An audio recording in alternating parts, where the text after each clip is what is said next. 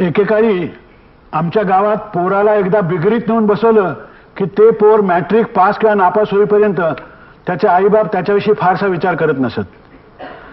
Cart Chitale मास्तरांच्या हवाली केलेलं आहे ते त्यांच्या हाती सुखरूप आहे अशी ठाम समजूत असे.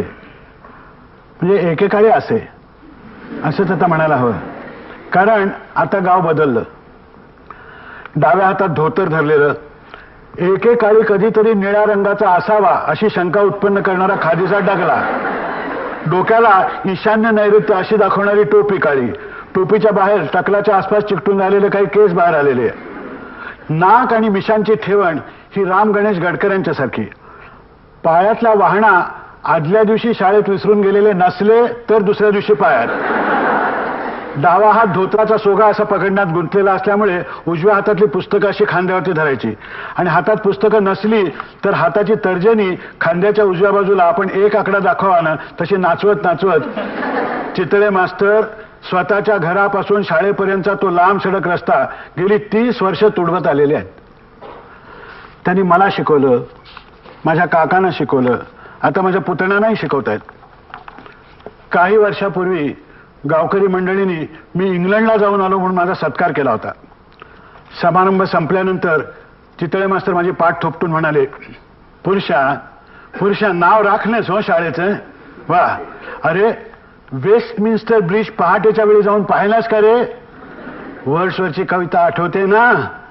अर्थ has not anything to show more fair, dull would he be of soul who could pass by a sight so touching in its. मी म्हटलं मॅजेस्टी. बरोबर, शाळेतली जुनी सवय ही, मॅजेस्टी. बरोबर, चितळे मास्तरांची ही सवय अजून टिकून होती. ते वाक्यातला शेवटला शब्द मुलांच्याकडून वाजवायचे. मला त्यांचा इंग्रजीचा तास आठवला.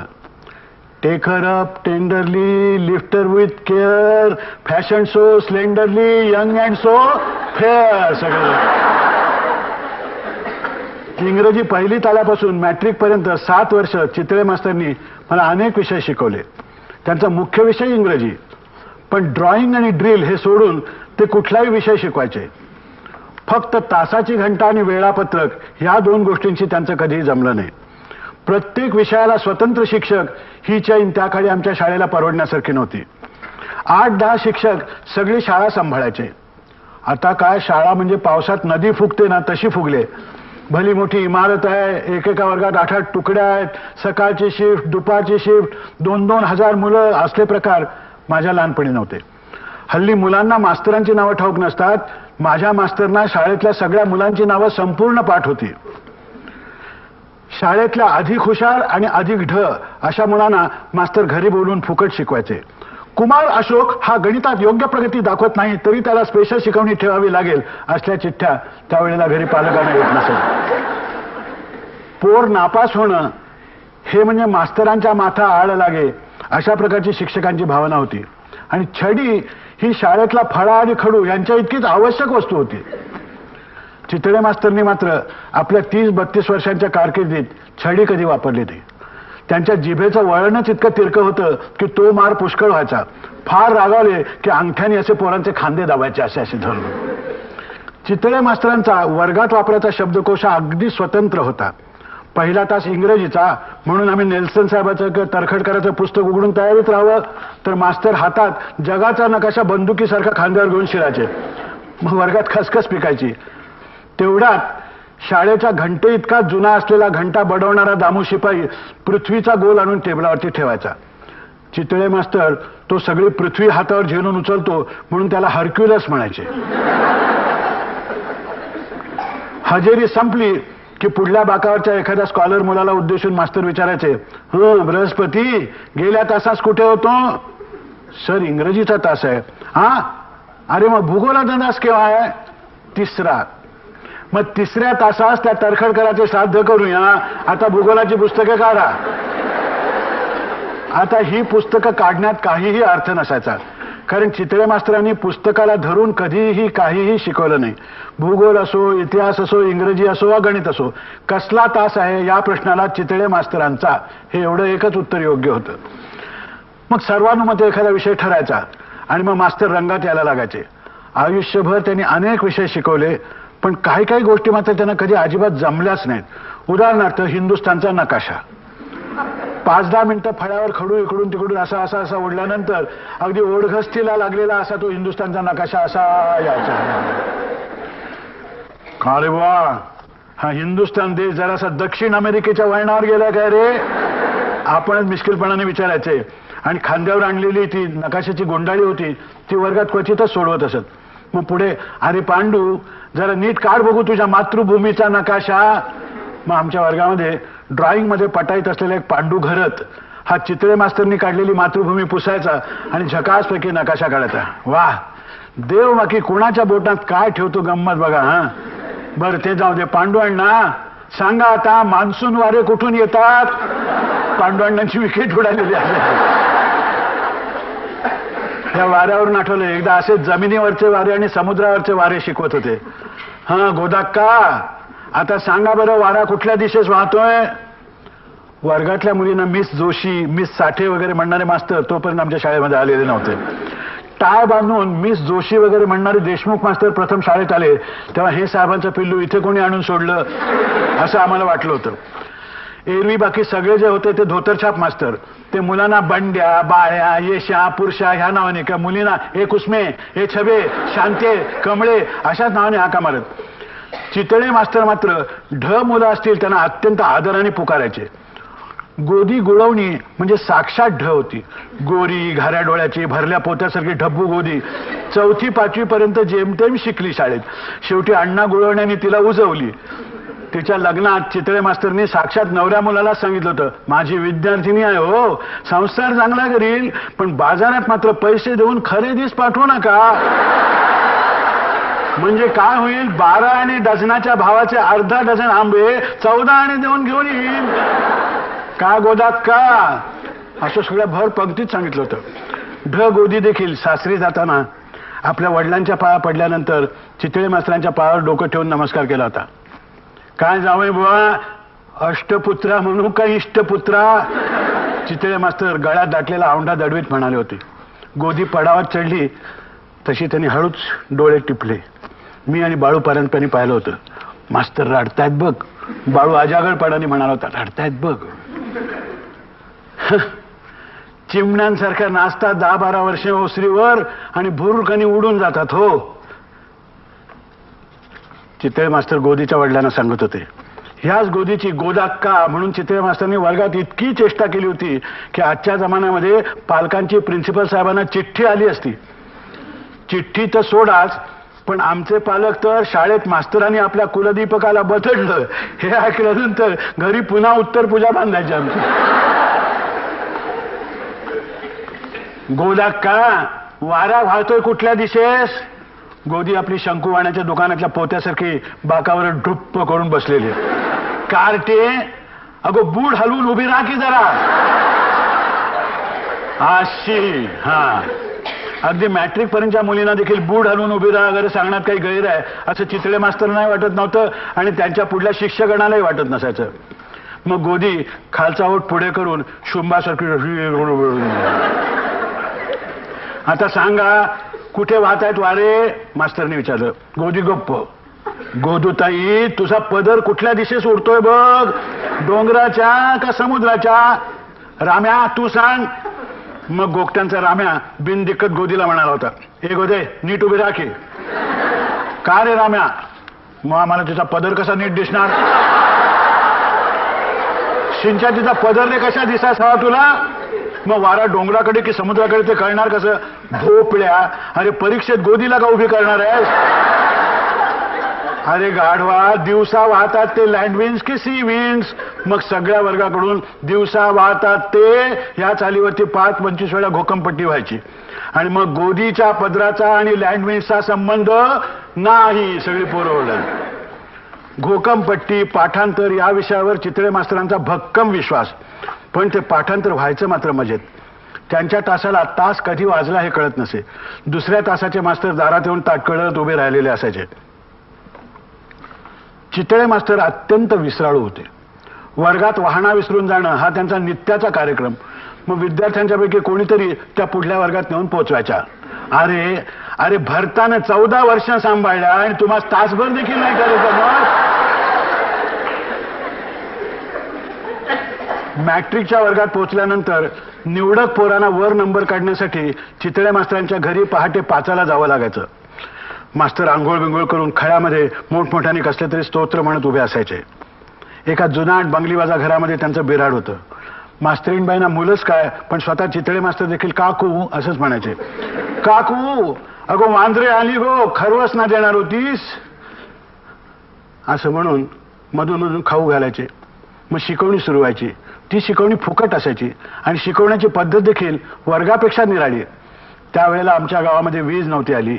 मास्तरांच्या घरातला डिटमारचा दिवा आणि आम्ही घराहून नेलेले 2-4 कंदील एवढ्या प्रकाशात आमचा अभ्यास सुरू व्हायचा. तो स्पेशल क्लास तो अजूनही माझ्या स्वप्नात येतो. तिथे मी रघुवंश शिकलो, टेनिसन, वर्ड्सवर्थ त्यांच्या कविता वाचल्या.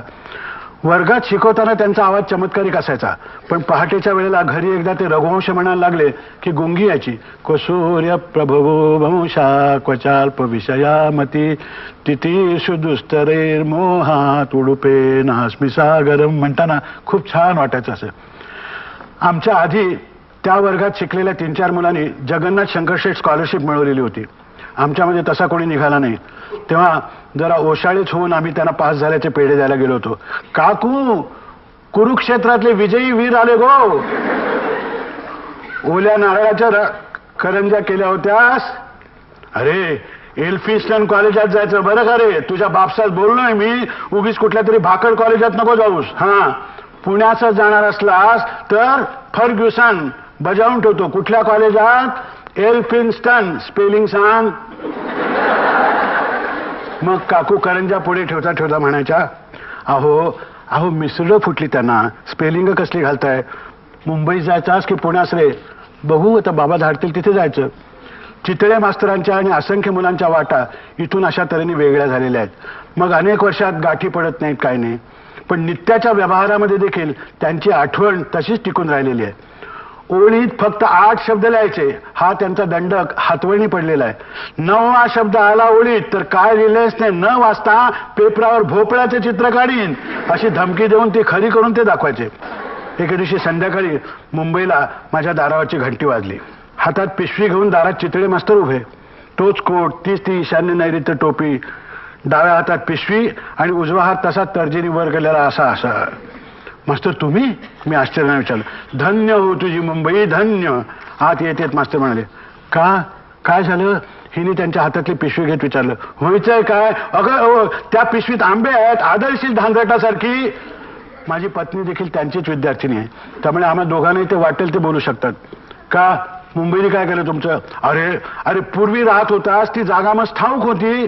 ह्या भागात कधी आलेलाच नाही मी. वरळीला मागे एकदा जांभुरी की काय झाली होती ना, त्यावेळेला आलो होतो. स्काउटची जंगल होतं रे सगळं. तुझ्या इमारतीचा कुठे पत्ताच लागेना. बरं तू म्हणजे लोकमान्य टिळकांचा बाप, मी म्हणजे जगप्रसिद्ध तू. मला वाटलं सगळ्यांना ठाऊक असेल तुझा पत्ता. अरे खालच्या पानवाल्या सुद्धा ठाऊक नाही. मी म्हटलं की अहो ते नाटकात असतात ना, ते विलायतेला जाऊन आले. तशी तो चावट मनुष्य म्हणतो कसा, साहेब हल्ली झाडूवाले देखील जाऊन येतात. खरं आहे म्हणा ते. आम्हास काय आम्हाला आपले कौतुक तुझे, इतरच त्याचं काय होय. आता निदान तुझी नाटकं तरी फुकटात दाखवून काढतास म्हणजे विचारणाऱ्याला पत्ता तरी सांगतील जरा आदराने. ते जाऊ दे. केव्हा आलात? आज बरोबर 10 दिवस झाले. उतरलात कुठे? वेणूकडेच का? छे अरे वेणीच्या नवऱ्याची बदली झाली नाशकास. मी आपला जणू पांच्याकडे टाकलाय डेरा. जणू पांचे म्हणजे? अरे म्हणजे दुधवाल्या पांच्याचा रे. तुझ्याच ना वर्गात होता तो? नाही तो म्हणजे 38च्या बॅच मधला ढळ रांडेचा. अरे बाजीरावाची शेंडी अहमदशाह अब्दालीला चिकटवणारा तो. बरं ते जाऊ दे. मुंबईमध्ये किमर्थ आगमन, भिक्षांदेही, दुसरं काय? शाळेत ओपन एअर थिएटर बांधतोय. काय म्हणताय? दचकलास एवढा? अरे नाटकवाला ना तू. तुला रे दचकास काय झालं? सरकारकडून निम्मी ग्रांट मिळायची आहे, निम्मे पैसे आम्ही गोळा करणार. अरे अरे गेल्या वर्षी नाट्य स्पर्धेत शाळेचा पहिला नंबर आला जिल्ह्यात. आपल्या शाळेचा? हो आपल्या शाळेचा. बेबंदशाही बसवलं होतं. जिलग्या पावसेकरांच्या मुलांनी संभाजीचा पार्ट काय फक्कड गेला होतो म्हणून सांगू तुला. थिएटर नुसतं टाळ्यांनी दणाणून सोडलं नाहीत. हे सगळं मला नवीन होतं. आणि ही नाटकं तुम्ही करू देता? आमच्या गॅदरिंगला नाटक करायचं म्हटल्यावर तुम्ही वर्गाबाहेर उभं केलं होतं मला. पुरुषा फुकट रे तू, फुकट. अरे टाइम्स हॅव चेंज. हल्ली आपला सकाळचा क्लास व्हायचा तो बंद. अरे शाळाच मुळे 7 वाजता सुरू होते. एक शिफ्ट सकाळी आणि दुसरी दुपारी. गिरण झाली रे, गिरण. 52 मास्तर आहेत शाळेत, पण चंद्रसूर्य म्हणजे एकाच आकाशात, पण एक उगवला की दुसरा मावळतो. असं. बरं मग जेवूनच जा. नाही, नुरू काजीकडे जेवायचं आमंत्रण आहे. आपल्या इस्माईल काजीचा मुलगा, 40च्या बॅच मधला हुशार पोरगा हो, सचिवालयात आहे एज्युकेशन मिनिस्ट्रीत. त्याच्यामुळे तरी ओपन एअर थिएटरची ग्रँट मिळाली. ही असली सगळी सव्यापसव्य तोच करतो. काय इंग्लिश लिहितो म्हणून सांगतोस? वा. परवा मजा सांगत होता, दुसरा कोणीतरी हाफिसर बदलून आला. त्याची फाईल याच्याकडे आली. फाईलवरच्या नोटिंगमध्ये प्रत्येक ओळीत 8 शब्द. सहज म्हणाला सुचले. फोन केला. ओळख नाही हो त्याची याची. फोनवर विचारलं, जोगळेकर का? तशी तो म्हणाला हो. मी म्हणाला काजी बोलतोय. तो चटकन यस सर म्हणाला. हाताखाली असेल, एरवी सर कशाच म्हणतोय. काजी म्हणाला, चितळे मास्तरांचे का हो तुम्ही विद्यार्थी? तो जोगळेकर पलीकडे 8 इंच उडाला खुर्चीवर. कसं ओळखलं तो म्हणाला. तशी काजी म्हणाला, फाईलवरच्या नोटिंग मध्ये एका ओळीत 9वा शब्द आला होता. तो खोडून पुन्हा खालच्या ओळीत तसा लिहिला. आपल्या हरी जोगळेकराचा मुलगा, 48ची batch. English, maths, Sanskrit, physics मध्ये त्यास डिस्टिंक्शन मिळाले होते रे. अरे BA ला दुसरा आला होता. तोही या सचिवालयामध्ये फायनान्स डिपार्टमेंटात. मग आता काजीकडे जाणार का जेवायला? बजावून सांगितलंय त्यास, मटण बिटण घालशील खायला तर तुझ्या शिक्षण मंत्र्यास सांगीन की 3रीत भूगोलाच्या पेपराची कॉपी केली होती याने म्हणून. हा बरं, मग आता काय घेणार, चहा की कॉफी? तुझी सहधर्मचारिणी काय देईल ते घेईन. काय देतेस? गृहिणी, सचिव, सखी, मिता, प्रिय शिष्या, ललिते, कला विधऊ. काकू फार आठवण काढते हो तुझी. बरी आहे प्रकृती? मोती बिंदू झालाय. बाकी मास्तराच्या घरात बायकोच्या गळ्यात मोती पडली नाही, डोळ्यात पडली.